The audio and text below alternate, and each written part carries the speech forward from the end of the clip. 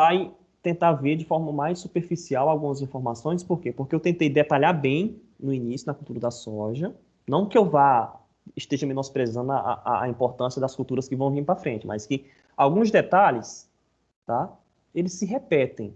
O que muda é apenas a cultura. Professor, eu consigo aplicar isso para essa situação conforme eu aplicava lá para aquela outra? Consegue. O que muda é a cultura. Se muda a cultura, mudam algumas adaptações. A gente não chegou a comentar sobre colheita de feijão. Tá? Não chegamos a falar sobre colheita. Eu vou falar para vocês aqui, 20, 30 minutos, de forma bem superficial, referente à colheita de feijão, só para que a gente feche esse conteúdo, esse raciocínio, para que a gente entre lá na cultura do milho. Tá? Eu falei para vocês o seguinte, a soja está instalada em grandes produtores, grandes áreas de cultivo. Tá? O sistema de tecnificação na cultura da soja, ele é muito alto. Então, basicamente, a colheita na cultura da soja ele é realizada de forma mecanizada. Na cultura do feijão, aí eu já falei para vocês, gente, é uma cultura que está instalada desde pequenas propriedades até grandes propriedades. É uma cultura que está espalhada aí por agricultura familiar, que muitas vezes o nível tecnológico aplicado é muito baixo, o que leva a produção lá do feijão lá para aquelas 700 quilos por hectare, quando o potencial de produção são 3.500 quilos. Eu falei para vocês isso. Se a gente tem um sistema que está muito pulverizado na hora da implantação da cultura, porque eu tenho produtores de feijão que fazem a implantação com matracas manuais ainda. E eu tenho produtores que fazem a semeadura com semeadoras totalmente modernas, computadorizadas, com precisão na disposição de sementes, adubos. Se eu tenho um sistema de entrar com a cultura muito diferentes, ela vai ter que sair de forma diferente também. Então, na cultura do feijão, a gente tem um sistema de colheita manual, semi-mecanizado e mecanizado. O manual, todas as operações são realizadas de forma manual. O semi-mecanizado, normalmente a parte de trilha, que seria a separação do grão da vagem, ele é realizado de forma mecanizada, com a utilização de debulhadoras aí, sejam elas estacionárias ou não. E no sistema mecanizado, o maquinário ele faz o corte, a alimentação da plataforma e ele faz a trilha. Manual, baixo rendimento. Olha a quantidade de gente que eu preciso por hectare. Quanto que está a diária aí, hein, Lucas? Quanto que está a diária na sua região? Quanto que está a diária aí, João Sabino, em Carlos? Para um trabalhador rural? R$80? R$90? Tá esse preço? Mais ou menos isso aí. Ó, então vamos considerar que a gente precisa de 10 pessoas por hectare. Eu vou gastar só na colheita R$800 por hectare. Tá? Então, custo muito elevado, rendimento muito baixo. É por isso que o sistema de colheita manual ele é realizado normalmente na agricultura familiar, onde ele planta, ele mesmo faz o processo de colheita, ele mesmo faz esse processo de trilha manual em terreiros, e aí depois ele usa esse feijão ou para próprio consumo ou para vender uma pequena porcentagem. Tá? Então é um sistema bem artesanal, bem arcaico ainda. No manual, o arranquio desse feijão é com umidade um pouco elevada, 35%. Mas, professor, o senhor falou que a colheita tem que ser feita quando a umidade estiver com 15%, 13%. Eles arrancam primeiro e esse feijão ele fica secando, normalmente no campo ou em terreiros. Tá? Atingiu, ó, em pleno sol, a umidade aqui, ó, de 14%, aí você vem e faz o recolhimento e leva para... Se for feito no campo, você faz o recolhimento e leva para o terreiro. Ou você já pode fazer esse arranquio aqui, já levado direto para o terreiro para fazer a secagem já lá no terreiro. Depois vem a trilhagem, com varas, com trator, pisoteio de animais e depois a separação e limpeza. Pisoteio de animais, professor? Ó, arranquio, tá? Desse feijão. Arrancado e disposto aqui, ó, nesse campo para reduzir a umidade em áreas aqui, em consórcio. E aí depois você leva esse feijão, depois de seco ou após o arranquio, para esses terreiros, onde vai ser realizado o sistema de trilhagem. Que o trilhagem utilizando um trator, passando em cima desse feijão para realizar a trilha, tá? Pode ser com a varinha também, ó. O sistema semi-mecanizado, o arranquio e enleiramento ele é feito de forma manual. A trilha, aí já vem uma trilhadora estacionária, recolhedora. Você já tem uma intervenção. Então, seriam para produtores intermediários aí, que estão entre pequeno produtor e um grande produtor. O maquinário não custa tão caro. Então, aqui, ó, o arranquio das plantas, ó, de forma manual. Enleiramento, de forma manual. Aí, o trilha e a separação, você faz com sistema mecanizado. Aqui você tem, por exemplo, uma trilhadora que vai fazer essa trilha e o ensacamento desse feijão. Aqui um outro exemplo também. É um sistema que ainda demanda de um pouco de mão de obra. Tá? E aqui tem alguns exemplos de batedeiras, ensacadeiras que são realizadas aí para outros cereais, dá para adaptar também para amendoim, tá? E faz essa adaptação para feijão. Esses sistemas aqui de arranquio e trilha lembra muito o que é utilizado para amendoim. Tá? Que você faz aqui, primeiro vem uma máquina fazendo o arranquio, ou o arranquio pode ser feito de forma manual, e aí vem apenas esses maquinários fazendo o recolhimento e a trilha. Tá? Lembra muito o sistema que é utilizado para amendoim. Então, alguns produtores eles fazem esse maquinário para você conseguir utilizar para feijão também. Faz alguns detalhes. E esse maquinário você já faz a limpeza e o ensacamento aqui também. E o mecanizado, ele foi pensado da seguinte forma, olha, a gente tem que modernizar a cultura do feijão, a gente tem que aumentar aí a rentabilidade ou a eficiência da operação. Então, o sistema mecanizado ele surgiu justamente porque a gente tem um problema com mão de obra, que a gente teria que ter um maquinário para fazer todas essas operações, arrancadores, enleiradores, recolhedoras. Poxa, a gente precisa de várias máquinas para fazer uma operação só. Então tem que tentar unificar essas operações em um maquinário só, tá? Então, no sistema mecanizado, a gente tem um sistema direto, ou a gente tem um sistema que vai precisar de uma máquina para arrancar, de uma máquina para recolher e de maquinário para fazer a trilha. Normalmente a máquina que faz o recolhimento também já realiza a trilha. Existe esse sistema mecanizado direto que essa máquina já faz todas as operações, igual a gente viu, por exemplo, para a soja. Só que aqui no sistema mecanizado direto, tá? Você vai ter esse sistema de alimentação, de elevação das plantas de feijão. Esses dados aqui eu não vou chegar a comentar com vocês. Eu só quero levar em consideração esses aspectos aqui, ó. Ó. Na soja, o que é feito? É feito corte da planta. É feito corte. Muitas vezes em feijão, o que é feito o arranquio da planta, junto com o seu sistema radicular. Aí junto a esse sistema radicular vem o quê? Ó? Restos culturais, vem muita terra no sistema. Quando você tem um sistema mecanizado direto, muitas vezes você pode ter redução do preço de venda lá, porque você vai ter que esperar o grão chegar a 14%. No sistema de arranquio manual, você normalmente já faz o arranquio com o grão tá mais úmido e você deixa secar isso num terreiro, em uma condição controlada. Quando você deixa a planta no campo por muito tempo, esse escurecimento, que ocorre de forma muito mais rápida no feijão, já pode acontecer no campo. Já. Para esse sistema de colheita aqui, ó, eu uso dessecantes. Por que eu tenho que utilizar dessecantes? Por que eu tenho que usar dessecantes? Para cair as folhas, né? Facilitar a colheita. Facilitar a colheita. Reduzir plantas daninhas que podem interferir nesse sistema de colheita. Ó as perdas aqui, ó. Chegam a 10% nesse sistema. Tá? E quais seriam as soluções para esse tipo de problema? Ó? Cultivares com porte mais ereto. A altura da inserção das primeiras vagens mais altas.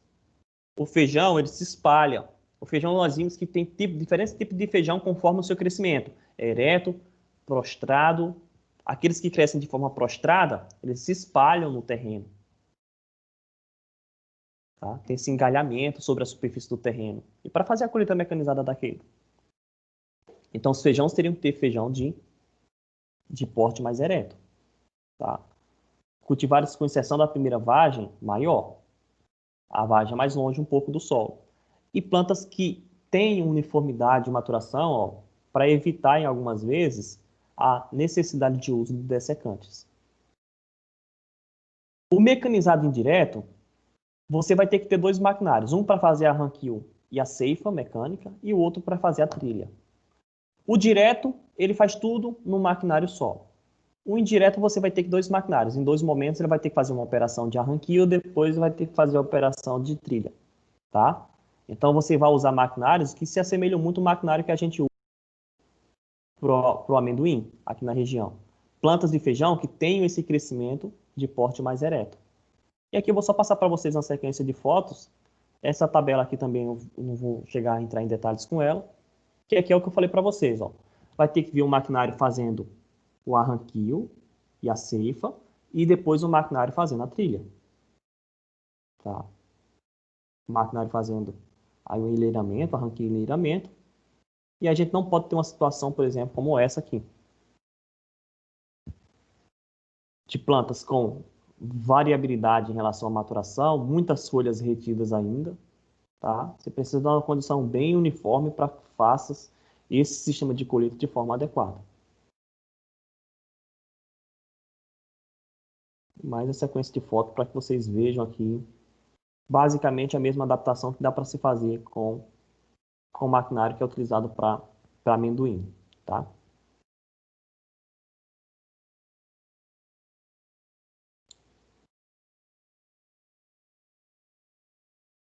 E é isso, em relação à colheita de feijão. Essas informações de colheita de feijão eu não vou cobrar em prova, tá, gente? Esse assunto aqui eu não vou cobrar na prova. Na P2, no caso. A P2 vai vir principalmente milho e algodão. Agora a gente vai para a nossa aula de milho, senão vai ficar muito corrido. Os materiais, todos os materiais que eu passei para você, eu vou passar esse material também que não foi mandado lá em relação à colheita do feijão. Vou passar o material completo. E agora a gente vai falar sobre milho. Tá? Quem que aqui que é produtor de milho? Alguns de vocês são produtores de milho?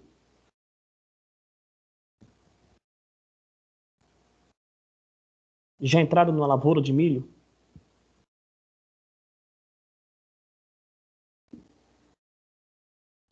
Bom, se o silêncio eu vou entender que não, tá? Eu vou entender que vocês que não têm uma familiaridade tão grande com a cultura do milho. Eu costumo falar o seguinte, que antes de plantar qualquer cultura, antes de instalar qualquer cultura, qualquer lavoura, um dos cuidados que nós precisamos ter é saber para quem que eu vou vender ou para que mercado eu vou destinar esse produto. A gente tem percebido que o milho, ele tem crescido muito, a exploração do milho, principalmente o milho safrinha, tem crescido muito esse tipo de exploração, saindo até praticamente, muitos produtores estão deixando de plantar o milho na safra normal para plantar na safrinha, em função de um casamento que esse milho tem que deu muito certo. Tá? Então é um caso de maior sucesso, digamos assim, um dos casos de maior sucesso refere-se a esse binômio milho e soja. Tá? Na região sul do país já muda um pouco o cenário. A região sul do país muda, na verdade, vem soja e trigo. O binômio muda um pouco.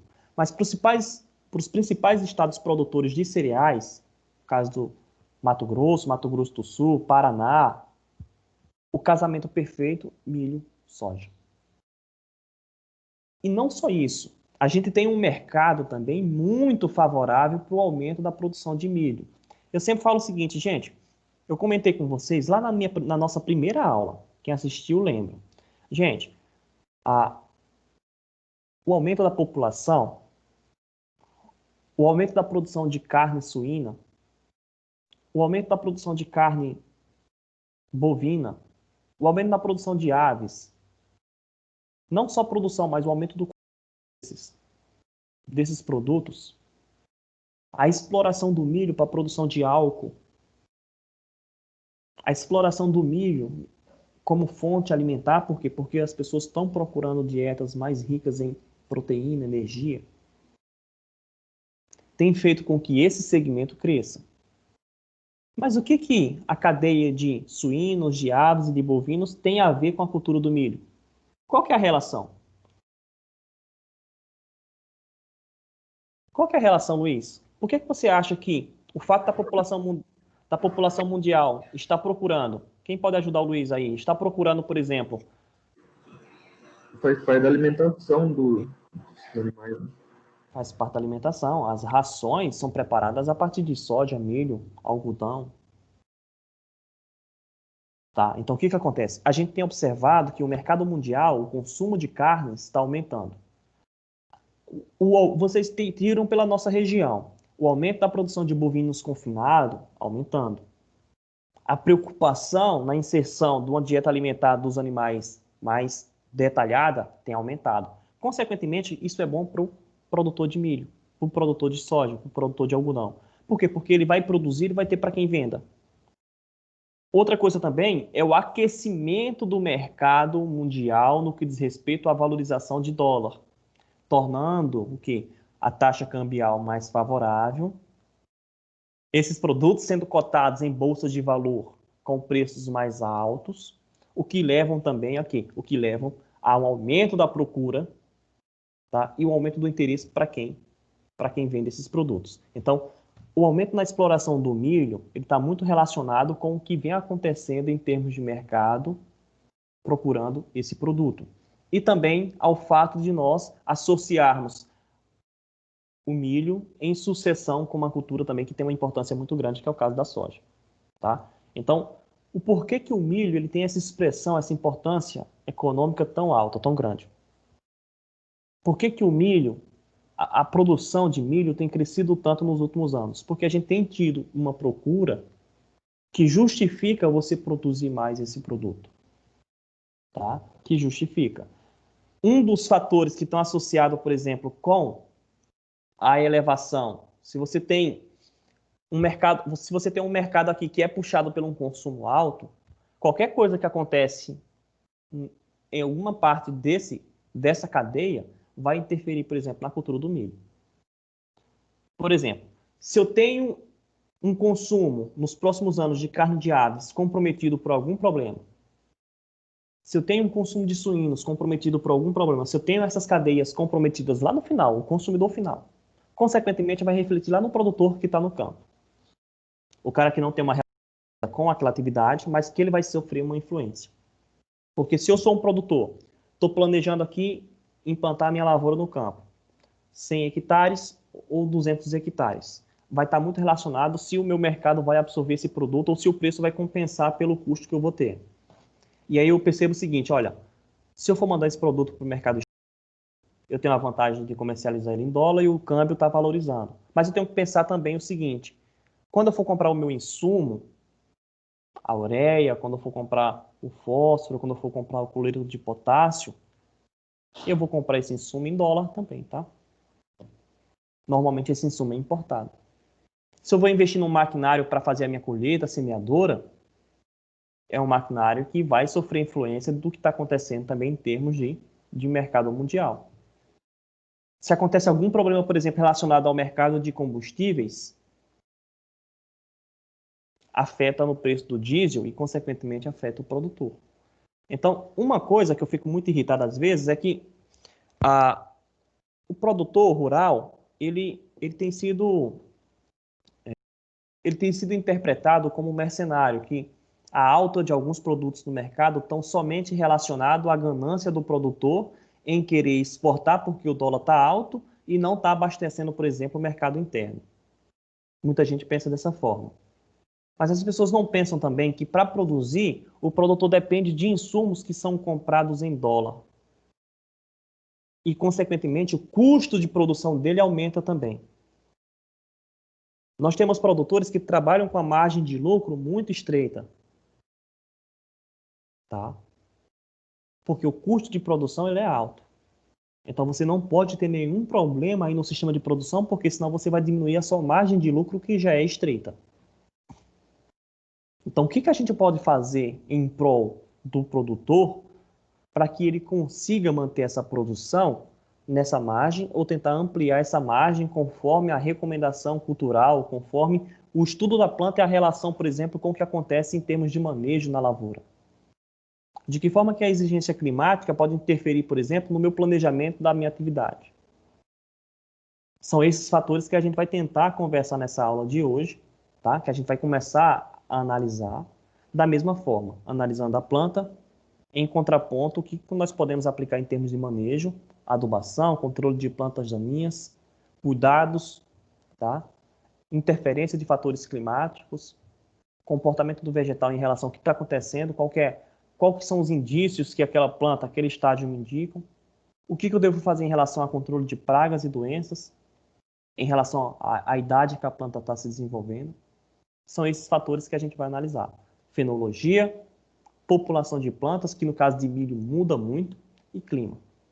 A gente viu o seguinte, a cultura da soja, digamos que a gente coloca lá na cultura da soja 10 plantas por metro de fileira. Tá? Colocamos 10 plantas. 2 dessas plantas morrem, ficam apenas 8. A cultura da soja, ela tem a capacidade de compensação, ou seja, ela compensa parte dessas falhas. Por quê? Porque se ela tem mais espaço, normalmente ela cresce mais lateralmente. Se ela está muito adensada, a planta, ela tende a crescer em tamanho. Aí é um problema quando você faz uma semeadura muitas vezes errada e você vai e tem um tombamento aí dessas plantas porque elas ficaram muito caneludas. Se você planta ela mais ampla, ela tem a capacidade de engalhar, porque ela tem espaço para crescer. A cultura do feijão, eu falei para vocês que ela tem uma compensação ainda maior do que a soja. Ou seja, essa capacidade de ocupar espaços vazios. E isso é interessante, porque às vezes a gente tem, não devido, por exemplo, a um problema de regulagem, de operador que andou a uma velocidade acima da recomendada na hora da semeadura, mas a gente tem um problema que foi em função de um veranico que aconteceu, de uma praga que não era esperada e aconteceu e reduziu a população de plantas no meu estande. Mas a cultura da soja e do feijão tem essa capacidade de ocupar espaços vazios. A cultura do trigo, a cultura do arroz, da mesma forma, se eles foram plantados num espaçamento mais amplo, tem uma capacidade de perfilhamento e compensar também um certo espaço vazio. Só que a cultura do milho não tem essa capacidade. A cultura do milho não tem essa taxa de compensação como essas outras culturas que eu comentei apresentam. Se elas não têm taxa de compensação, se eu tenho uma falha no meu estande, essa falha vai interferir ainda mais na minha produção. Porque a gente viu que eu falo de população de plantas, eu falo de semeadura, todas as aulas e todas as culturas, porque é um dos fatores que mais influencia lá no rendimento final da minha lavoura. A densidade de plantas, a quantidade de plantas no meu estande. E aí eu sei que a quantidade de plantas ela já sofre influência de vários fatores. Que eu tenho que fazer uma correção. De quantos por cento a correção que a gente faz?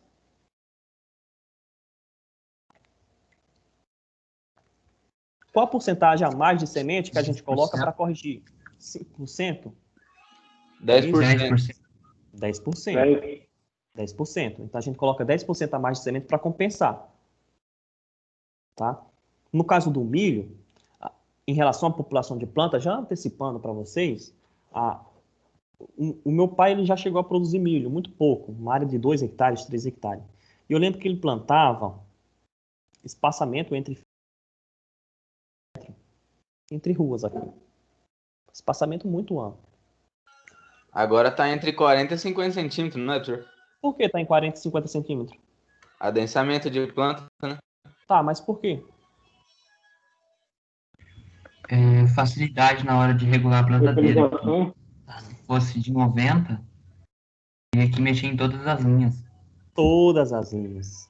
A soja casou. A soja, eu já dei o milho não casou com a soja? Casamento perfeito, eu falei para vocês. Sim. Soja vai entrar em janeiro, final de janeiro, do meio para o final de janeiro entra o milho. Tá? Milho safrinha. E aí, o que acontece? O que o Lucas falou vem muito ao encontro disso, porque a gente está plantando milho em sucessão à soja, aliás, milho em sucessão à soja, tá? todos os anos. Então, se eu adenso, além de aumentar a população de plantas por hectare, e aí a gente precisa também de plantas... Facilita a mecanização. Facilita porque eu utilizo o mesmo maquinário. Na hora de regulagem, eu só mudo o disco. Porque as sementes são morfologicamente diferentes em termos de tamanho. Eu mudo o disco. Mas eu não preciso regular o meu maquinário inteiro, as linhas. Eu uso o mesmo maquinário. Só que aí o que acontece? O milho é uma planta C3 ou uma planta C4? Vocês lembram dessa parte da fisiologia? C4. O milho é uma planta eu C4. acho. O milho é uma planta C4. A soja é uma planta C3. A soja é uma planta que tolera mais sombreamento e ainda apresenta uma taxa de conversão luminosa, pouca luz, em energia química do que o milho. O milho precisa de energia luminosa abundante para quê? Para que ele consiga realizar com muita eficiência esse maquinário fotossintético que apresenta, que já é mais eficiente do que o da soja. Então, o milho precisa de alta intensidade luminosa, temperaturas altas, mas não muito elevadas, e plantas com conformação que possibilite aí a iluminação do maquinário fotossintético, que são as folhas. Então, o melhoramento genético teve que intervir também, de que forma? Com plantas que têm uma arquitetura foliar mais verticalizada. E essa conformação das folhas foi modificada através de melhoramento genético para atender o quê? Essa necessidade de adensar mais as plantas, porque eu reduziria custo se eu fizesse isso. Então a gente está vendo que uma coisa puxa a outra. Lá no feijão, o que acontece? O cara quer induzir a colheita mecanizada, só que ele entende que para isso ele precisa mexer na planta. De que forma? Plantas com porte mais ereto. Plantas com a altura da inserção das primeiras vagens mais alta, que tem uma maturação mais uniforme. Então você percebe que o que a gente tem de sucesso hoje em relação a algumas culturas, como é o caso, por exemplo, da soja, isso se dá com grande sucesso porque o melhoramento genético, se o produtor fala, olha, o que a gente poderia fazer para facilitar, por exemplo, a colheita? O que a gente poderia fazer para melhorar esse tipo de manejo? A gente precisa mexer na planta. Tá? A gente precisa mexer na planta. De que forma? Se eu quero uma população maior de plantas por hectare, e eu tenho que mexer na planta de forma que ela continue crescendo, se desenvolvendo, mas que não interfira nessa competição maior na questão de iluminação. Tá? Então, a planta do milho, vamos entender, ela é uma planta que necessita de condições climáticas muito específicas. E o que acontece muitas vezes no milho depende da soja. E a gente sempre volta a falar da soja. Por quê? Porque se eu entro com milho safrinha, o que acontece na cultura de verão, na cultura principal, vai influenciar na safrinha. Poxa, está atrasando as chuvas. A gente já está o quê? A gente já está em outubro. Ainda. Tá? Quem faz preparo de solo, está acontecendo o problema que o Lucas falou. Pessoal, muito torrão. Vou ter interferência na cultura que vai entrar nessa área que está sendo preparada. Os produtores, muitas vezes, não estão tão preocupados com a soja, mas estão preocupados já também com o milho safrinha, que vai atrasar. Por que vai atrasar? Porque você não entrou com a soja ainda. Tá? Então, tudo o que acontece em termos de clima em uma cultura que vai refletir significativamente na cultura subsequente é importante. Porque se eu atraso muito a entrada do milho, o milho eu tenho que plantar ali em janeiro, final de janeiro, do meio para o final de janeiro. Se eu atraso muito, o que vai acontecer? A possibilidade desse milho se desenvolver e ter umas fases cruciais que nós vamos entender em período de maior veranico é maior. Possibilidade de geada maior, lá no final de ciclo. Tá? Lá no final do ciclo. A gente tem que ficar atento a esses calendários, porque a gente faz o plantio do milho e, infelizmente, a maior parte do cultivo ele é realizado em sistema de sequeiro. Você não tem irrigação para suprir, por exemplo, essa deficiência hídrica que pode acontecer numa fase que a planta vai precisar. A fase crucial lá, que seria a parte de florescimento do milho. O início da... Professor, Oi. Outra desvantagem também que a gente está sofrendo aqui com o plantio atrasado do milho é que a janela de tempo para substituir a cultura está muito estreita. A gente está terminando de fazer a colheita hoje. Complicado. Complicado porque isso é atraso que já aconteceu na safra passada, né? O que aconteceu? Sim, o ano Então, você... passado a gente implantou a soja, acho que foi finalzinho de outubro, bem final de outubro mesmo.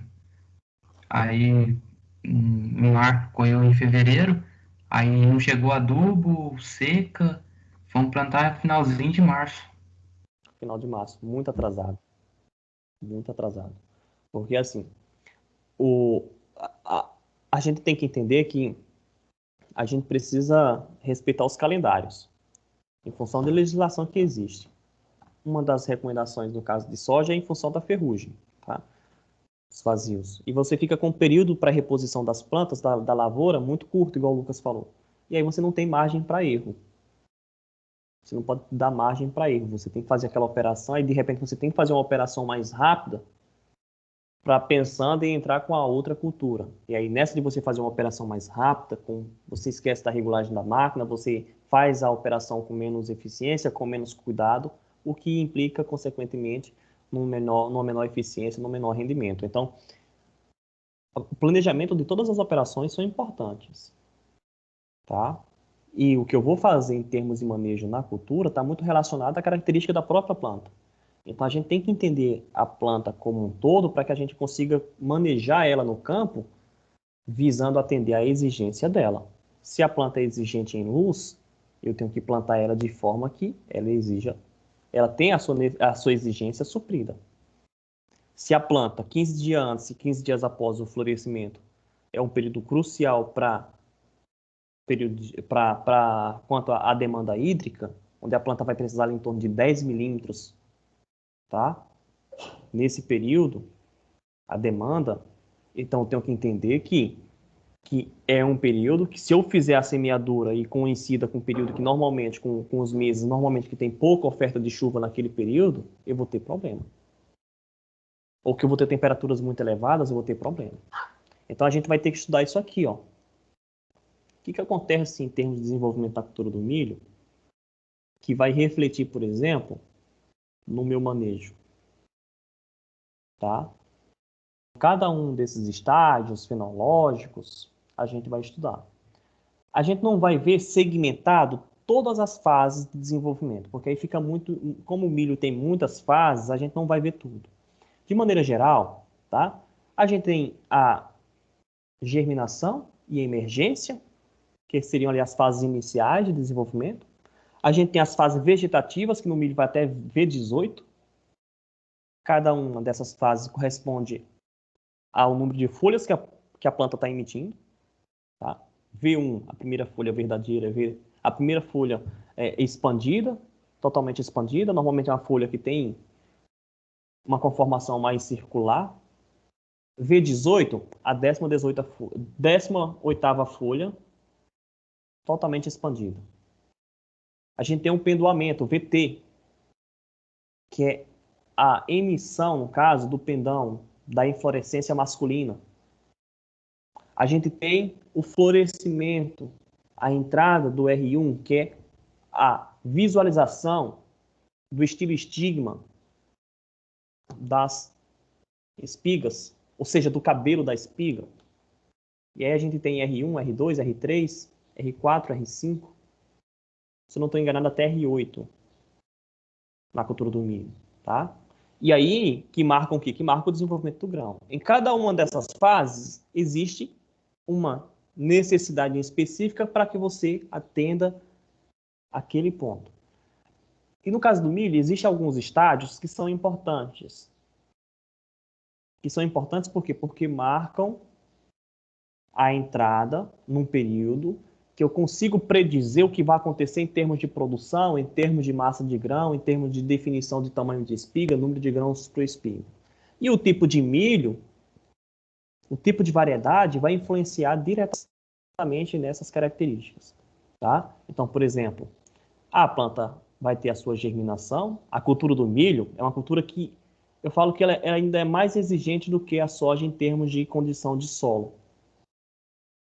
Ela responde ainda mais em termos de condição de solo na hora da germinação.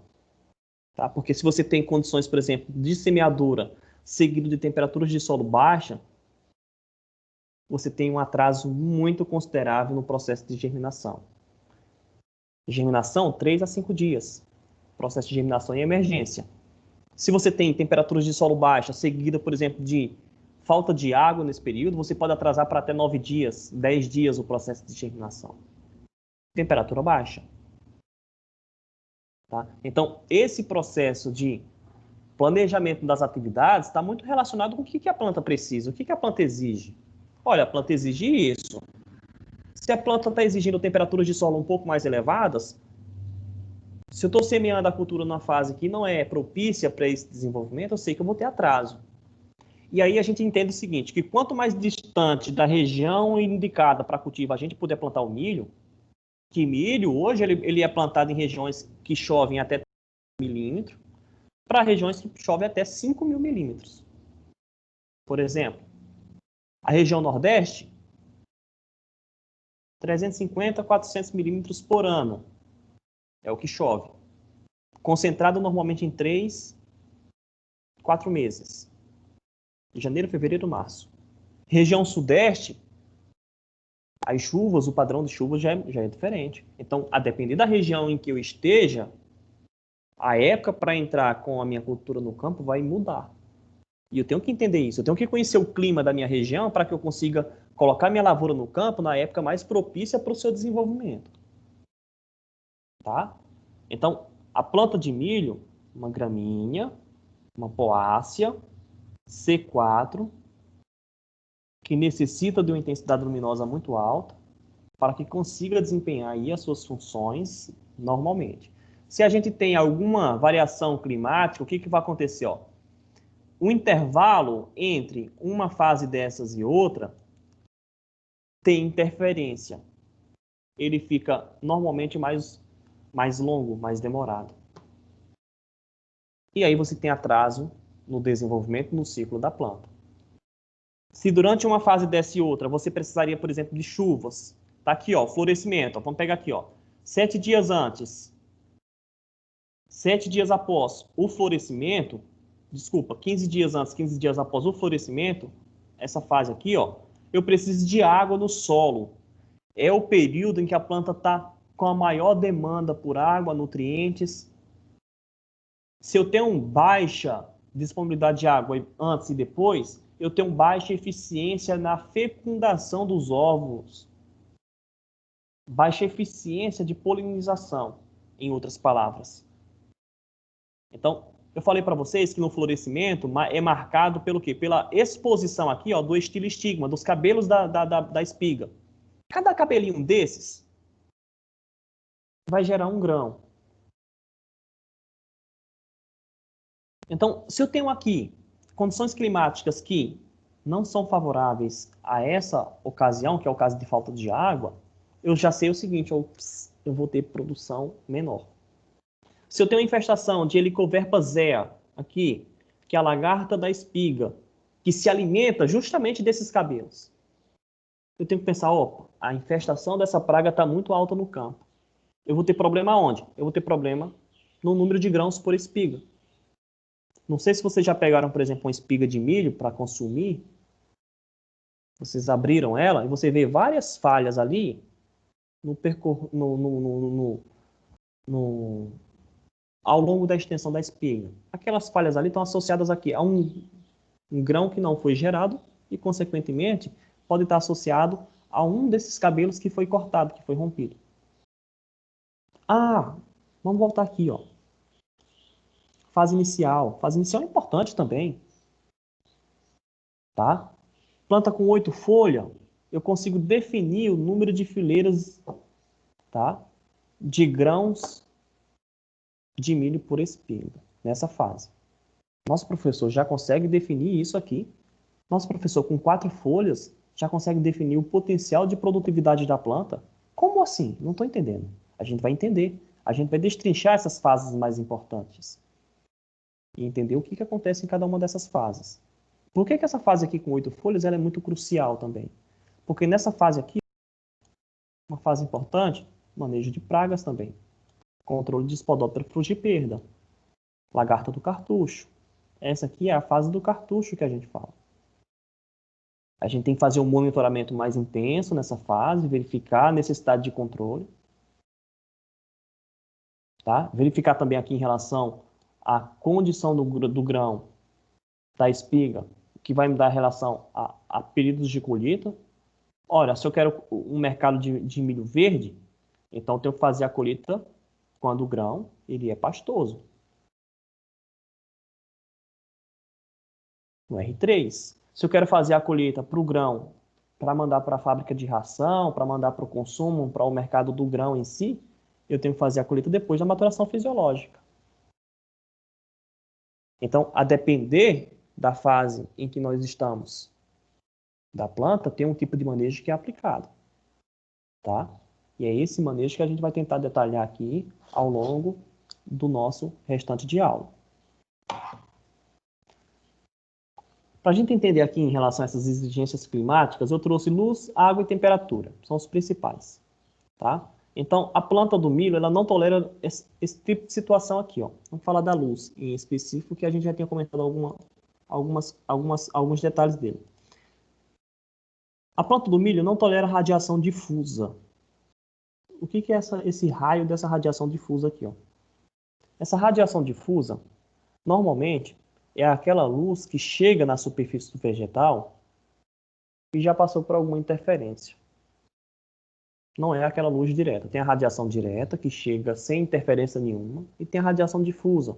Ela chega mais, digamos que, embaixo de uma outra planta, é aquela luz que chega mediante algum tipo de interferência. Esse tipo de iluminação difusa aqui, ó, é totalmente prejudicial ao milho. E em que situação que a gente tem uma radiação difusa maior?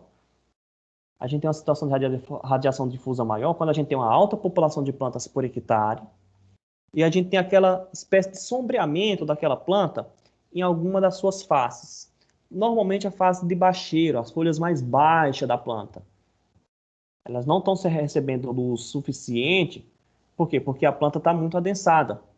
É por isso que eu falei para vocês que houve a mudança, por exemplo, principalmente em arquitetura de crescimento foliar, porque a planta do milho tem uma conformação mais horizontal, a folha. As variedades agora, os híbridos, normalmente uma conformação horizontal para vertical. Ou seja, a folha, ao invés de crescer muito assim lateralmente, e queria sombrear as folhas de baixo, elas tendem a crescer, o painel, né, foliar, tende a crescer mais verticalizado, o que vai receber uma intensidade luminosa maior. Então, a intensidade de luz, quanto maior a intensidade de luz, maior a resposta em crescimento, em desenvolvimento da planta. Quanto maior a interferência no que diz respeito a essa intensidade de luz que chega na planta, mais afetada vai ser a minha planta de milho. Então, eu tenho que entender esse ponto aqui, ó, que é muito importante, que é essa somatória calórica, que eu vou explicar para vocês que está diretamente relacionado com a quantidade de luz que chega e com a temperatura, tá? Que vão marcar justamente essa quantidade de soma calórica que a planta precisa para completar as suas fases fenológicas. E já em relação à água, a gente tem um consumo diário aqui de uma planta de milho, ó, tá? Por dia isso aqui, ó, de uma planta. Quando a planta está com até 8 folhas, ela consome diariamente em torno de 4 a milímetros de água. Na fase de florescimento, ó, praticamente dobra esse consumo, de 7 a 9 milímetros. Então, eu tenho esse comportamento aqui. Ó. 15 dias antes e 15 dias depois do florescimento, se eu tenho pouca oferta de água, que é a fase que a planta está mais precisando de água, eu tenho redução de até 50% de produção naquela área. Então, esse ano, a gente teve uma condição de veranico muito prolongada, que se estendeu muito antes do florescimento das plantas no campo de milho. Então, muitos produtores estão colhendo agora, ou colheram, 60% apenas da produção, 70% apenas da produção. E se plantaram híbridos ou variedades que não eram tolerantes a estresse hídrico, sofreram. Mas por que que isso aconteceu? Porque muitas vezes ele entrou com a semeadura atrasada, lá no começo do ciclo. Entrou com a semeadura atrasada e pegou a fase em que a planta estava precisando de mais água, num período que chove mais espaçadamente, que tem uma variação climática mais desuniforme. Tá? Que tem uma variação, que tem um período sem chuvas, que essas plantas muitas vezes coincidem com o período que a planta mais precisa. Tá? Então, a planta de milho, ela precisa aqui, ó, ao longo do seu ciclo, de 300 a 500 milímetros. Se eu vou plantar o milho em regiões que tenham menos que essa oferta de água aqui, eu tenho que suprir isso de alguma forma com irrigação. Tá? Eu tenho que fazer um suprimento com irrigação. No contrário, você vai ter um comprometimento dessa planta. Nós vamos parar para fazer um intervalo agora. Vamos tomar um café. Vamos parar 20 minutos e aí a gente já volta.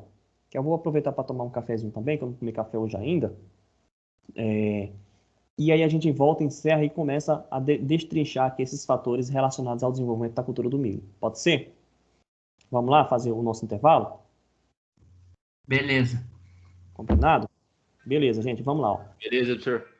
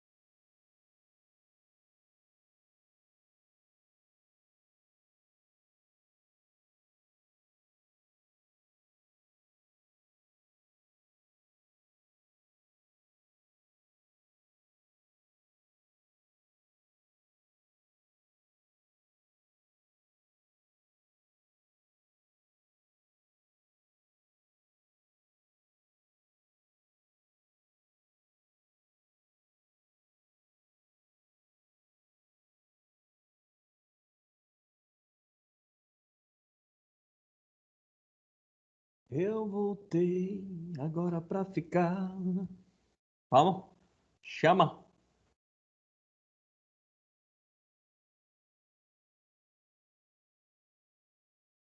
Vamos nessa. Vamos voltar. Deixa eu mandar uma mensagem lá para dar uma acordada no pessoal. Bora, professor.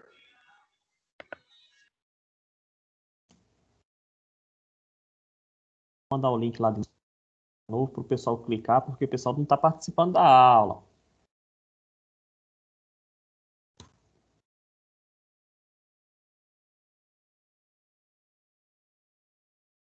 Bom, voltando aqui, pessoal, só aproveitar mais uma vez que agora a gente tem um número maior de pessoas aqui, então estamos em 6, né?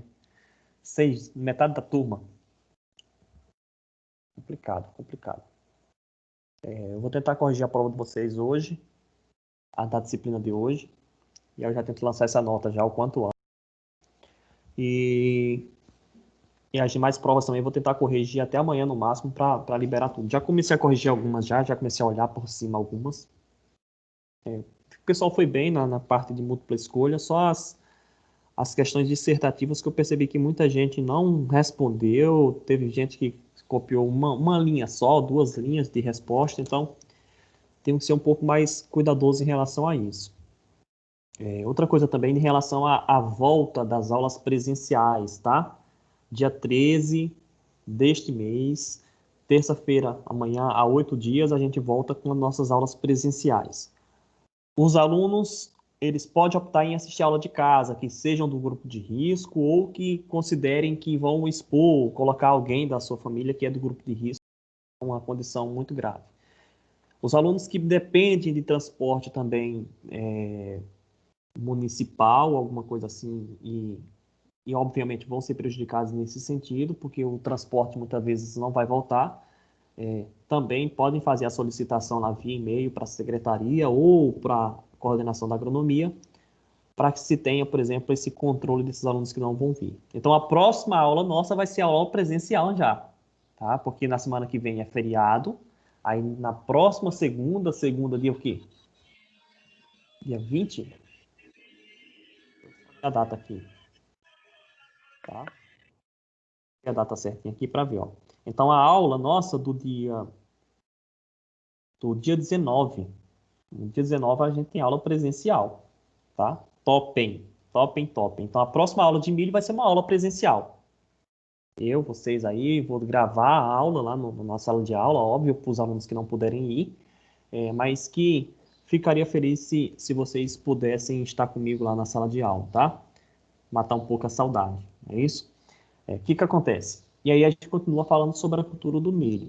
Nós estamos falando aqui da influência dos fatores climáticos, e é sempre complicado a gente associar o fator climático a uma condição de campo em que você não tem, de certa forma, um controle sobre esses fatores. Tá? A não ser que eu faça uso de uma irrigação, por exemplo, e eu sei que a planta precisa disso de água por dia, e aí eu supro essa demanda de água que a planta precisa conforme o momento mais oportuno.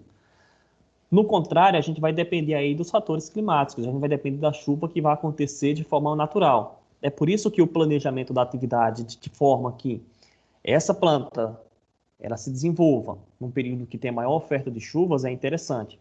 Em relação à temperatura, e puxando aqui um pouco para essa soma calórica, todos os vegetais, soja, feijão, milho, apresentam uma soma calórica, ou a gente costuma falar de soma térmica, que é a computação de energia que essa planta recebe durante o dia para completar suas fases. Como assim, professor? Se a planta do milho está sendo cultivada numa condição de temperaturas muito elevadas, vai chegar um ponto de compensação. Tá? Se a cultura do milho vai ser cultivada numa temperatura muito baixa, ela vai ter outro ponto de compensação.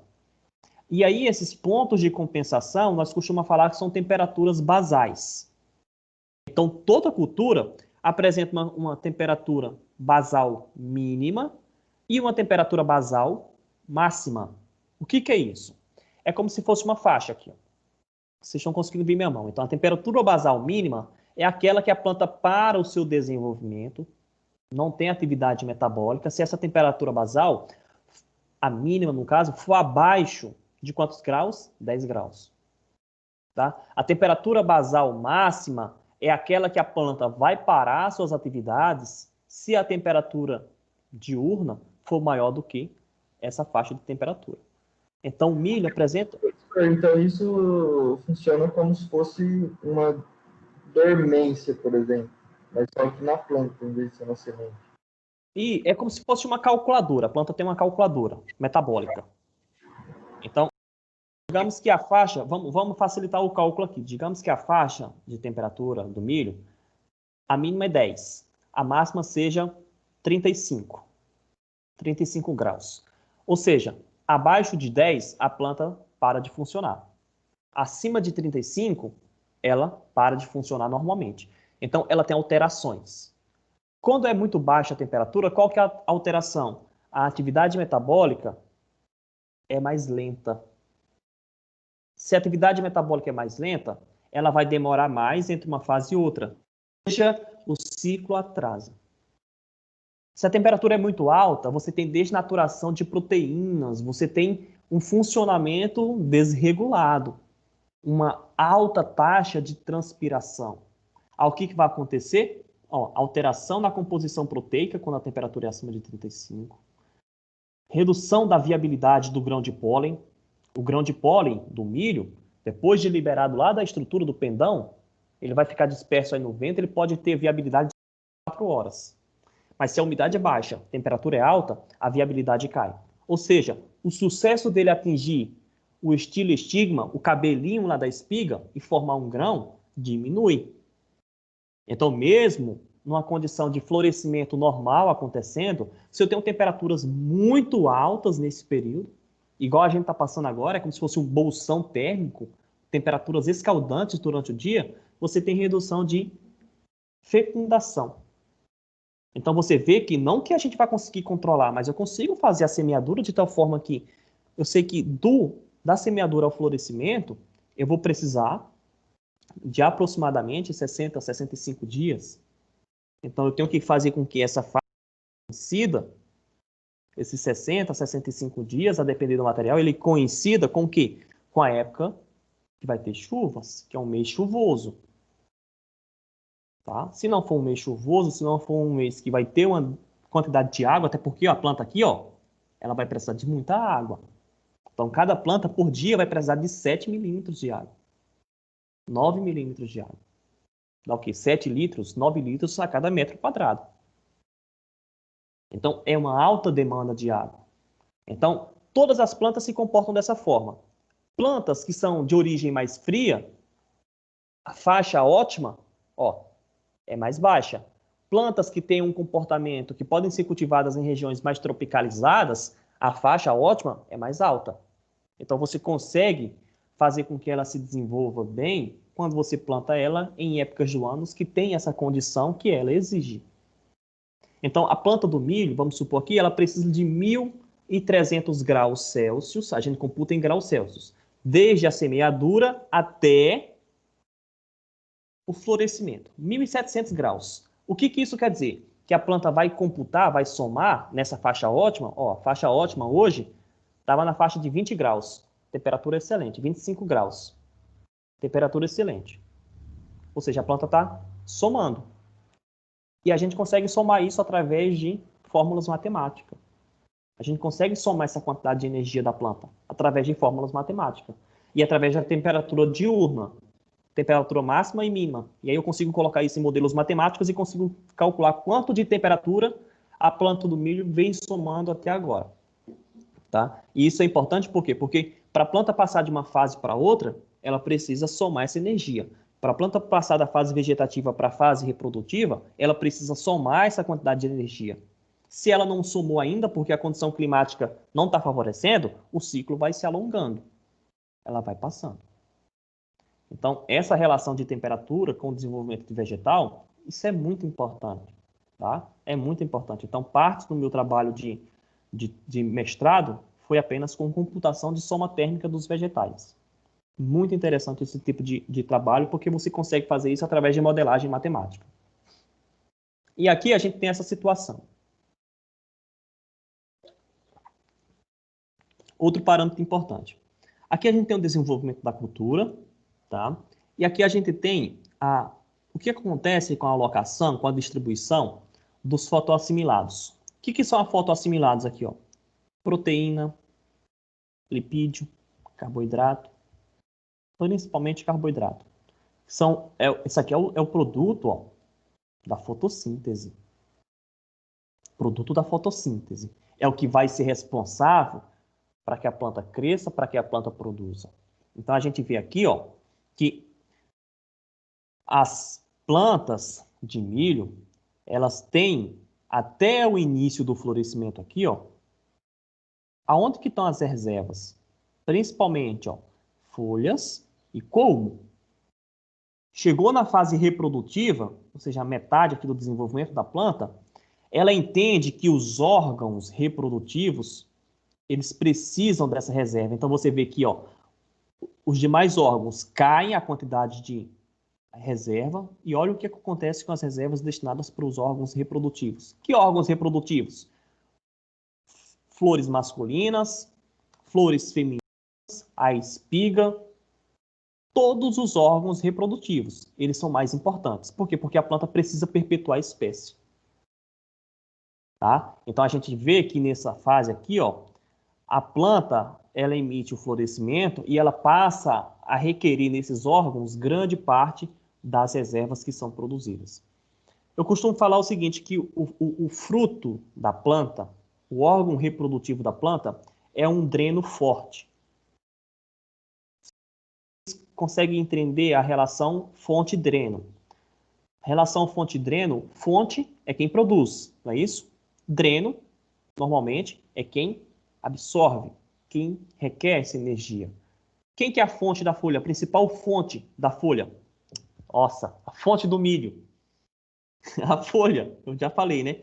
A principal fonte do milho são as folhas, são elas que produzem fotossíntese. O principal dreno do milho, aqui, ó, os órgãos reprodutivos. Então, para a planta, os órgãos reprodutivos sempre vão ser mais importantes do que os demais órgãos. Por quê? Porque isso aqui é o dreno mais forte, é onde está indo, ó, as reservas. O colmo do milho, eu consigo correlacionar colmo do milho com produção. Ou seja, quanto maior o diâmetro do colmo, maior a produção. Plantas que sofreram, que tiveram algum problema, principalmente relacionado a manejo nutricional e oferta de água, que resultaram em colmos mais finos, consequentemente você vai ter produção mais baixa. Plantas de milho que têm um colmo mais finos do que outro, eu sei que aquela de colmo mais fino vai ter uma produção mais baixa. Isso tem uma importância muito grande em estudo, principalmente de melhoramento genético. Porque quando a gente faz seleção massal de plantas, o que acontece? Você seleciona as características que você deseja daquele indivíduo. Então, se eu faço a plantio de várias plantas de milho, e eu sei que 70% tem um colmo fino e 30% tem um colmo mais grosso, aquelas 30% vão ter uma produção maior. Então, já posso eliminar as de colmo mais fino e ficar apenas com aquelas de colmo mais grosso. Então, as variedades de milho hoje, um dos parâmetros interessantes para uma boa variedade de milho é que ela tenha um bom desenvolvimento de colmos que sejam grossos aí, que sejam com diâmetro elevado, consequentemente uma produção maior. Porque esse órgão também armazena reserva, só que ele dispõe de toda a sua reserva para as estruturas reprodutivas quando a planta entra na fase de florescimento. E aí, pensando aqui, ó, em manejo nutricional, tá? Essa é uma fase que a planta ela requer nutrientes que são importantes para o desenvolvimento desses órgãos também. Boro, que vai auxiliar lá na parte de florescimento, tá? Uma adubação foliar aqui com boro, adubação potássica, cálcio, magnésio, que são importantes também para a estruturação de célula e para a estruturação desses órgãos foliares. Aqui, para vocês terem ideia, ó, disso que eu estou falando, a folha, a depender da... Isso aqui não é uma folha de milho, tá? Então, só para que vocês fiquem cientes disso. A folha, ela só consegue produzir fotossíntese depois que ela está madura. que ela está totalmente expandida. A folha muito jovem é um dreno. Por quê? Porque ela vai somente respirar. Tá? Ela vai respirar e ela vai necessitar, ó, de acumular matéria seca. E a matéria seca está distribuída nisso aqui, ó. Carboidrato, lignina, proteína, lipídio. De onde que vem isso aqui, ó? Vem daqui, ó. Vem da absorção de nutrientes. Tá? Então, a planta, quando ela está com as folhas totalmente maduras, elas conseguem produzir essa fotossíntese. Absorvem CO2, não é isso? Liberam oxigênio e produzem aqui glucose, sacarose, sucrose. Quando a folha ainda é jovem, o que acontece? O que está acontecendo nela é acúmulo de matéria seca e a respiração. Respiração é o processo inverso à fotossíntese. Na respiração, a planta vai precisar de C6H12, carboidrato, para respirar. Vai precisar de carboidrato. Ela vai absorver aqui oxigênio, a folha jovem, e vai liberar CO2. Então, o que ela vai fazer? Carboidrato mais oxigênio, ela vai liberar uma molécula de CO2 e uma molécula de água. Ou seja, para acumular matéria seca, a planta gasta. Até ela ficar totalmente desenvolvida, ela gasta. No caso do milho, a planta, as folhas muito jovens não produzem fotossíntese. Elas estão gastando reserva para se manter, para acumular matéria seca. E as folhas que não recebem luz, elas estão lá verdinhas na planta. Saudáveis, bonitas. Mas elas não estão recebendo intensidade luminosa de forma adequada. Mas elas estão verdes. Para elas se manterem verdes, saudáveis, mesmo não recebendo luz, elas vão precisar de energia de algum local. Então, a folha que estava produzindo fotoassimilados, que era para ser mandado para cá, para os órgãos reprodutivos, vão ser gastos para manter uma folha que não está recebendo intensidade luminosa, porque eu não atentei ao fato que a população de plantas era importante na definição da minha produção. Por quê? Porque se a planta está muito sombreada, uma sombreando a outra, consequentemente isso vai se refletir negativamente na produção. Tá? Então, tenho que entender que cada uma das fases de desenvolvimento da planta é importante. E o que eu faço em termos de manejo ganha uma relevância muito grande. Então, aqui, eu vou trazer as principais fases de desenvolvimento dessa planta, tá? E o que acontece em cada uma dessas fases, conforme nós já comentamos com outras culturas. O que é importante nós considerarmos nessa fase, pensando que isso pode refletir numa maior ou numa menor produção. Eu vou mandar para vocês também lá no grupo do WhatsApp, vocês vão ver lá.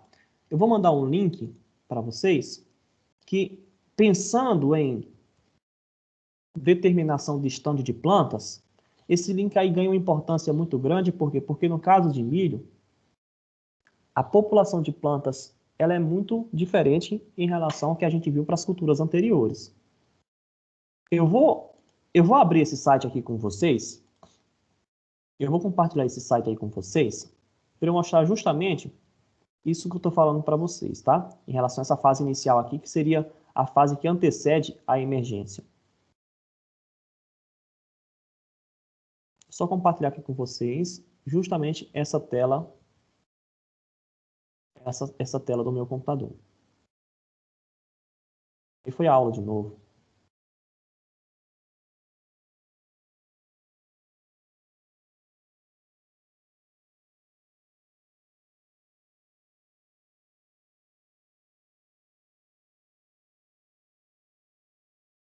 Aqui.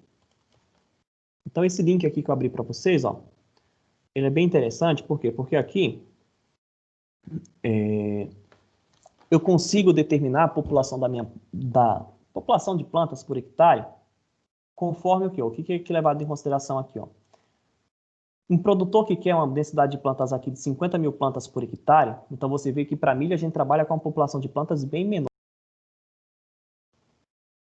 Milho, soja, a gente trabalha com população de até 400 mil plantas por hectare, 350 mil plantas por hectare. Milho, 50 mil plantas por hectare. Tá? Considerando o quê? Considerando um espaçamento entre linhas de 40 centímetros e um número de plantas aqui por metro de fileiras 2 plantas por metro linear. Tá? Então, o que acontece aqui? Ó? Quanto menor a porcentagem de germinação, se eu escolher aqui 90%, vocês vão ver o quê? Ó? Vocês vão ver que o número de sementes por metro vai aumentar. Por quê? Para compensar a porcentagem de germinação inferior. Então, vocês veem que esse site aqui que eu mandei para vocês, ele já traz esse cálculo aqui já realizado. Tá? Então, se eu tenho aqui que numa condição de 90% de germinação, por espaçamento de 40 centímetros entre linhas, e pensando numa população de 50 mil plantas por hectare, eu vou precisar colocar 2,2 sementes por metro de fileira. Mais 10% de correção, tá? Esses 10% normalmente é uma regra. Referente ao quê? Referente ao problema que eu vou ter lá com o maquinário de regulagem, ao problema que eu vou ter com o funcionário que não é treinado, com velocidade de deslocamento maior, com possibilidade de umidade abaixo da recomendada na fase de semeadura. Então, a gente tem que fazer essa compensação. Salvem esse linkzinho aí para vocês no computador de vocês, tá? Eu mandei lá no grupo, mas vocês salvem, porque isso aí vai ser importante caso vocês queiram, por exemplo, até para dar assistência, isso aí vai ser importante para vocês recomendarem isso para o produtor. E aí, pensando nessas fases, tá? Essa fase de germinação é uma fase importante, porque, como eu falei para vocês, ela depende muito de alguns fatores, como é o caso do vigor da semente, temperatura e água no solo. Eu tenho que ter pelo menos quantos por cento de capacidade de campo para realizar a semeadura? Vocês lembram que a gente tinha comentado?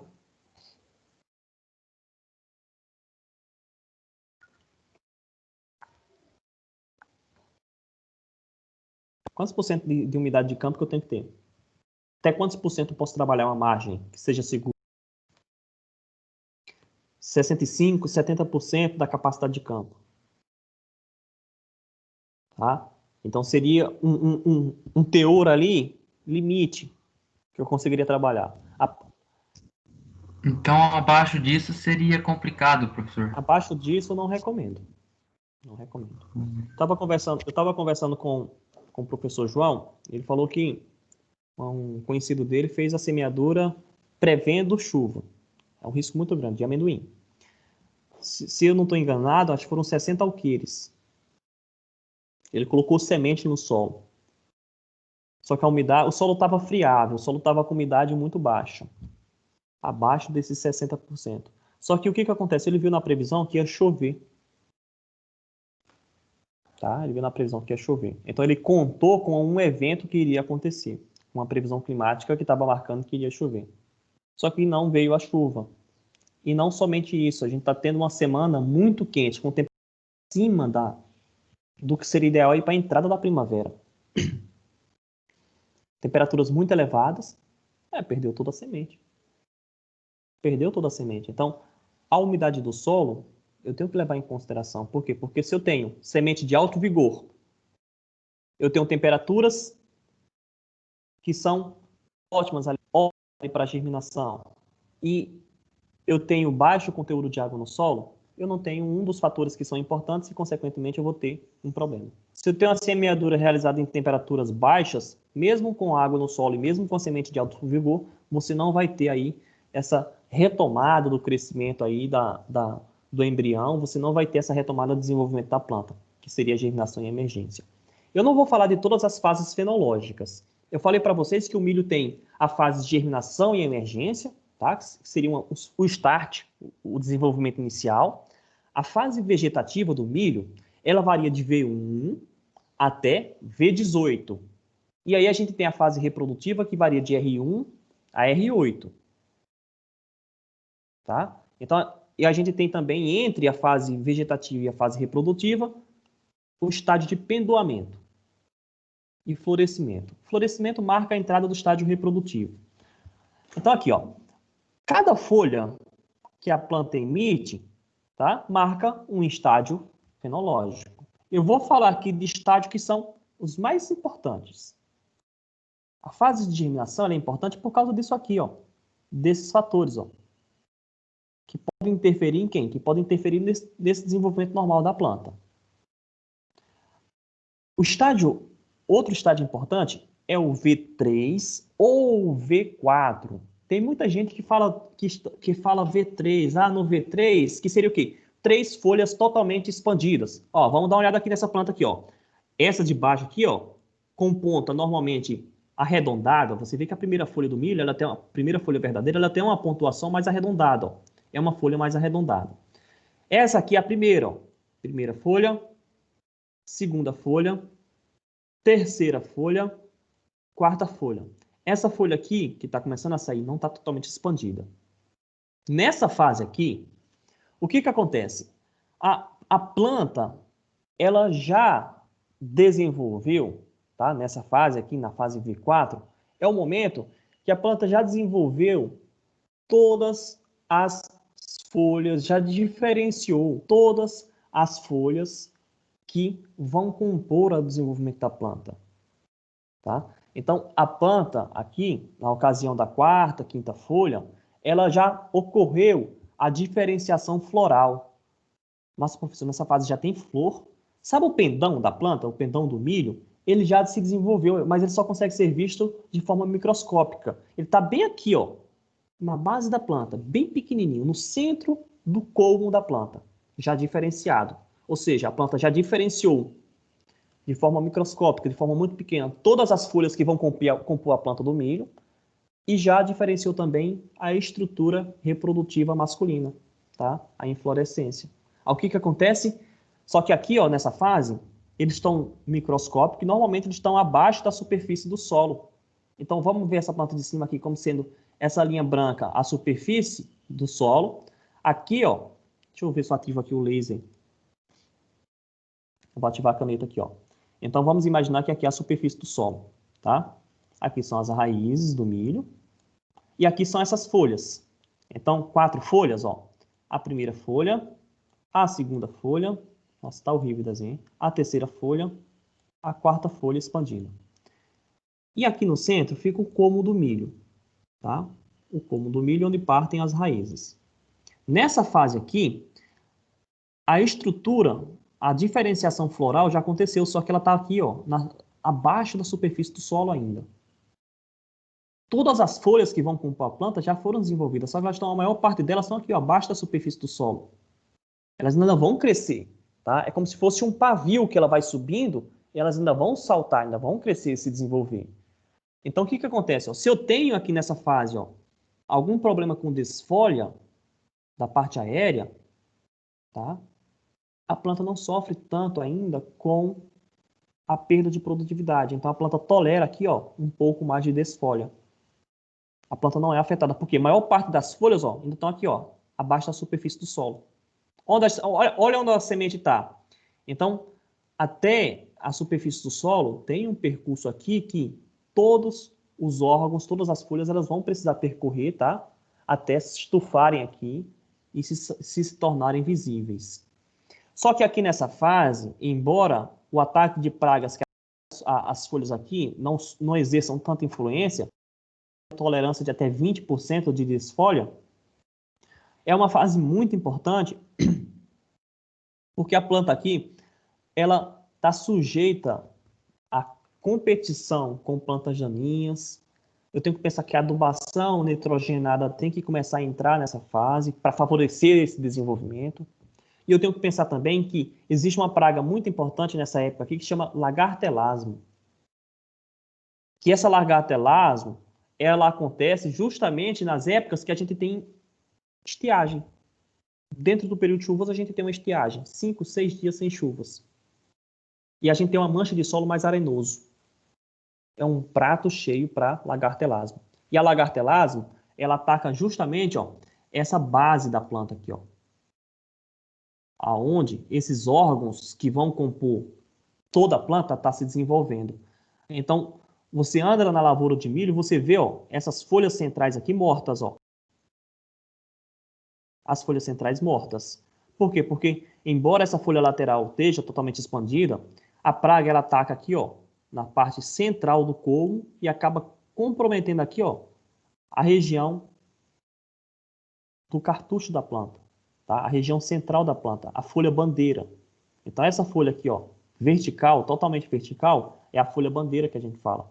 Essa folha bandeira, ela acaba morrendo. E aí você vê nas riboleiras de solo mais arenoso, você passa e você começa a observar essas falhas no stand. Tá?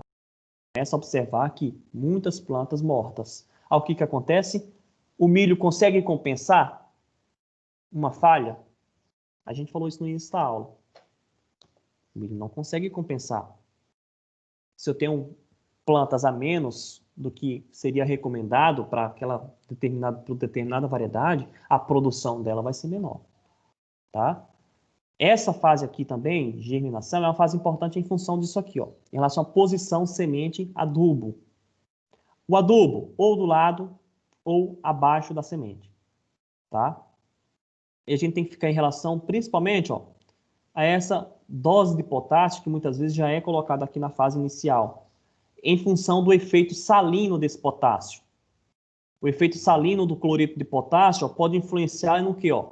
Na conformação, no desenvolvimento normal dessas plantas de feijão, dessas plantas de milho.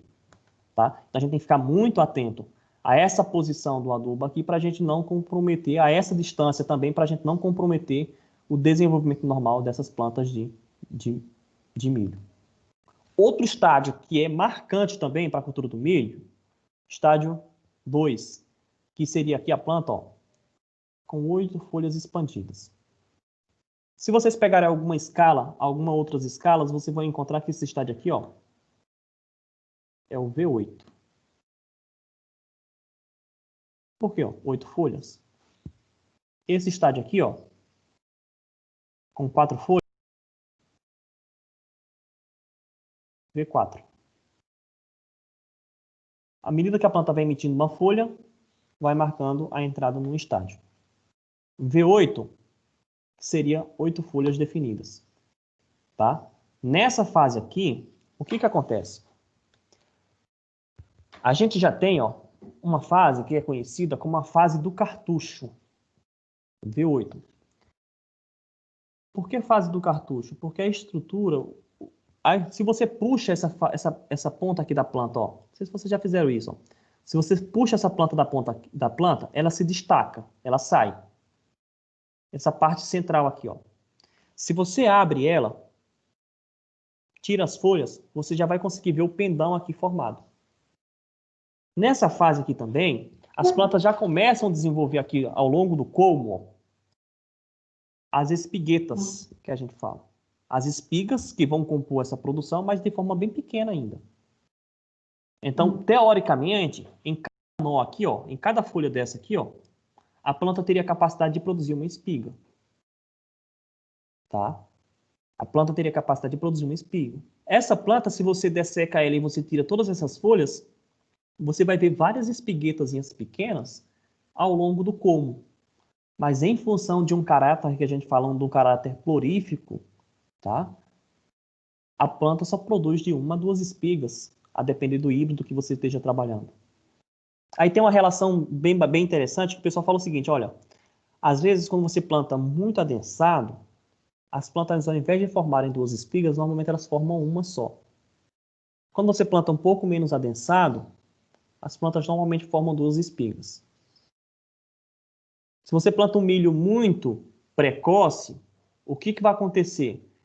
O ciclo muito curto, ele vai ter pouco tempo para a formação de quem? Formação de espiga e formação do comprimento. A fase que marca o número de fileiras por espiga, que marca o número de grãos por fileira, a gente vai ver também, ele é mais curto. Consequentemente, você vai ter em híbridos muito precoces, curtas, espigas de milho mais curtas.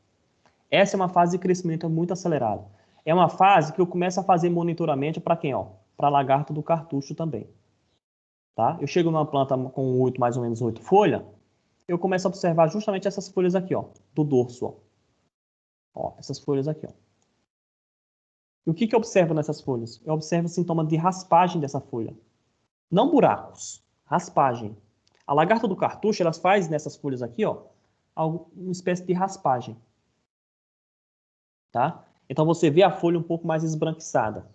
Você verificou uma folha com esse sintoma de raspagem, aí você vem aqui na região do cartucho, ó, e você vai ver muitas vezes a presença de fezes, a presença da lagarta já aqui na região do cartucho, consumindo toda a estrutura que seria responsável pelo crescimento, emissão de florescimento da planta. A lagarta do cartucho é a principal praga da cultura do milho, tá? E ela entra justamente nesse estágio aqui, ó, estágio V8. Se o ciclo do milho, se a variedade do milho é muito precoce, rapidamente a planta vai entrar na fase reprodutiva. O crescimento nessa fase é muito acelerado. E a lagarta do cartucho, ela tem essa capacidade de atacar o cartucho e muitas vezes passar para atacar a espiga. Ataca a espiga também. Tá? Então é uma praga muito agressiva que tem uma capacidade de alimentação variada aí em função da planta. Mas ela é chamada de Spodoptera frugiperda ou lagarta do cartucho em função dessa característica de se alimentar do cartucho da planta de milho. Tá? Nessa fase aqui, eu falei para vocês, a planta ela já desenvolve as espiguetazinhas. Ela só vai produzir espiga do sexto ao oitavo nó a partir da gema do florescimento lá em cima para baixo, tá? Que seria ali a fase intermediária da planta. Nessa fase aqui, se você encontra uma espigueta e você abre essas espiguetazinhas, que seria uma espiga de milho pequenininha ainda, em fase de desenvolvimento, você já consegue observar uma pequena espiga, tá? Com um número de fileiras já definidas. Aí nessa fase aqui, o que acontece? Ó, todas as folhas da planta já estão acima da superfície do solo. Embora algumas ainda vão se desenvolver, ainda vão percorrer esse caminho aqui, ó, até chegar aqui em cima e se expandirem, elas já estão acima da superfície do solo. Então, se eu tenho um desfolha aqui, ó, nessa parte, nessa fase aqui, ó, a desfolha já é importante. Se essas folhas aqui superiores são destruídas, ó, eu já tenho perda de produtividade maior.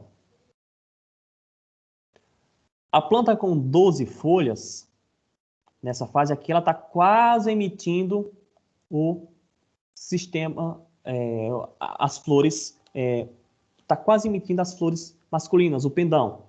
Tá? Aqui, 12 folhas. Algumas escalas fenológicas vão dar aqui para vocês ver 12. Vou 12 folhas.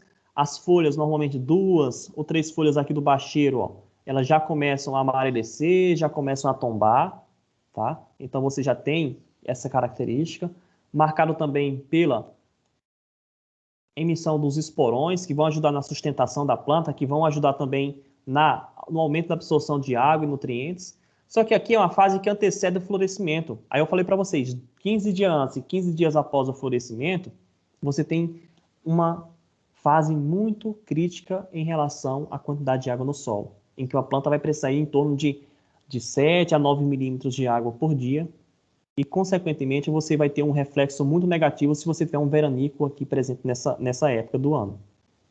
Nessa época de desenvolvimento da planta, desculpa. Tá? Então, nessa fase aqui, é uma fase que você consegue determinar o que? Ó, você consegue determinar o tamanho da espiga e o número de grãos por fileira. Tá? Então, nessa fase da planta, a planta já está com praticamente a sua área foliar aqui, ó, definida, ou seja, todas as folhas que vão compor o desenvolvimento da planta estão praticamente todas expandidas, produzindo fotossíntese, e é uma fase que você consegue determinar esse tamanho da espiga. Por quê? Porque se você tem uma planta se comportando de forma normal, produzindo todas as reservas que ela deveria produzir em termos de fotossíntese, você vai ter uma planta normalmente com uma característica produtiva maior.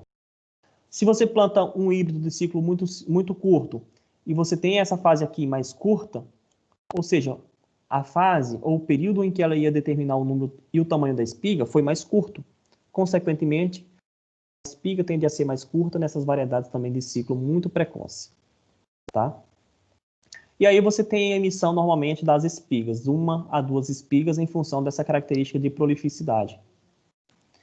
Essas espigas, elas vão se desenvolver aqui, ó, se você conta de cima para baixo, elas nunca vão se desenvolver muito próximo aqui da região do pendão. Tá? Então, esses 6 nós aqui, ó, mais próximo do pendão, não vai ter espiga, em função dessa característica de prolificidade da planta. Ela vai produzir em torno de 1 a 2 espigas a partir do 6º ou 8º nó, contando do pendão para baixo. Eu falei para vocês em relação ao como da planta de milho e como que essa estrutura ela é importante. E a integridade, tá, dessa parte da planta, ou seja, você manter uma planta que não essa região de como, ela é muito importante, por quê? Porque ele vai acumular aqui, ó, um excedente aqui de fotoassimilados, tá? E vai translocar isso aqui depois para os órgãos reprodutivos. Ele consegue fazer isso, ó, remobilizar os carboidratos. Ele consegue direcionar esses carboidratos que são armazenados nele, tá? Ele tem uma capacidade aqui de servir como fonte.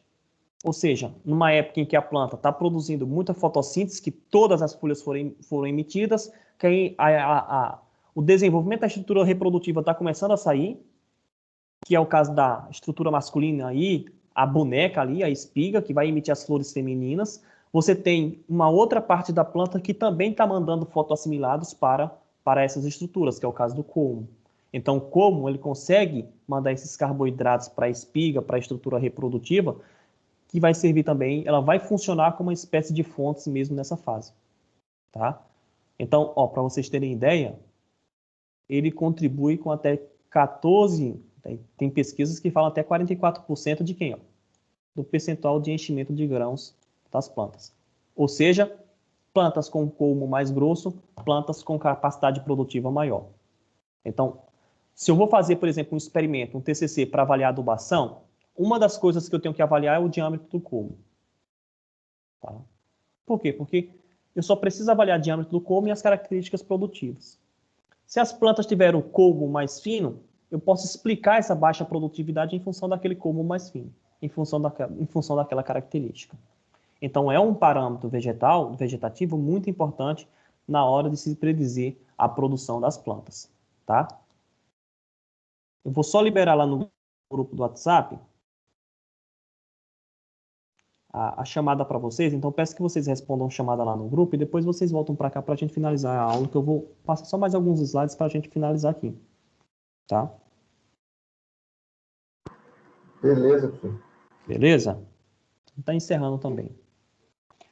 Na aula da semana que vem, como eu falei para vocês, vai ser feriado. E aí no dia 19, eu vou fazer esse esquema aqui para vocês, porque eu sei que fica um pouco complicado de entender, mas eu vou fazer esse esquema aqui para vocês, desenhar esse esquema aqui para vocês, para que vocês consigam enxergar isso de forma mais fácil. Mas essas fases que nós comentamos aqui, ó, são justamente essas, tá? São justamente essas. Então, a gente tem uma planta aqui numa fase crítica aqui, que ela depende unicamente das reservas de semente ainda para se desenvolver. Então, por isso que a gente fala de importância do vigor das sementes, que a gente fala em uma semente de boa qualidade que vão dar esse start inicial aqui. A planta com 4 folhas, ela, embora tenha apenas 4 folhas aqui, ó, expandidas, totalmente expandidas, ela já diferenciou todas as outras. Ela já tem a diferenciação do pendão, de forma microscópica, mas já está aqui já, ó. Então aqui a gente tem as raízes da planta, e todas essas outras estruturas que vão compor a planta do milho, elas estão aqui, ó, abaixo da superfície do solo. Então, se eu tenho nessa fase aqui condições que são de temperaturas muito altas de solo, se eu tenho aqui falta de água, eu tenho um comprometimento desse potencial produtivo. Ou seja, ó, a planta já desenvolveu todas as estruturas dela. Tem a diferenciação floral, embora eu não consiga ver a olho nu ainda. Então, é uma fase que é importante para a cultura também. Professor, Oi. a questão do controle do percevejo. No milho, ele seria até no quarto par de folhas aí? 4 folhas? O percevejo, a gente tem que entender que, muitas vezes, o sintoma do percevejo, quando a gente observa em milho, ele acontece numa fase em que o ataque já ocorreu, né? O enfesamento que a gente tem no milho, ele ocorre, mas muitas vezes o percevejo já atacou lá nas fases anteriores. Então, essa fase aqui, ó, entre 4 e 8 folhas, eu tenho que ficar atento também ao percevejo, principalmente nessas folhas aqui, ó, para que eu não tenha problemas aqui, ó, na hora, para que eu não tenha enfesamentos de planta, na hora em que a planta vai precisar de toda a arquitetura foliar dela, para a produção de quem, ó?